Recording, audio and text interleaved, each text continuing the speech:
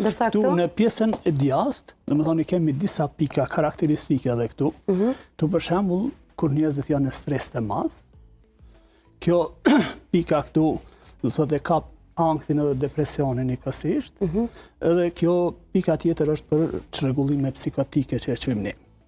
Tash, pika në anën e majtë dhe në të djathtën që janë shumë të ngjashme, Në këto dy pjesë të në këto dy kokës. pjesët ku bëhet në 90% të rasteve që na vijnë tek ne, janë shumë karakteristike për shkak se në pjesën e majtë të trurit reagojmë duke stimulu trurin.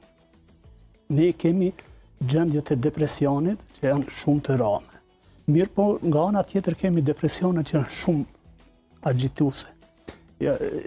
Tanë kohën janë në sikletë ose në ankth të krejt, atëherë e marrim e bëjmë në pjesën e djathtë që ndryshon edhe frekuenca edhe çdo gjë për me marrë me qetësu.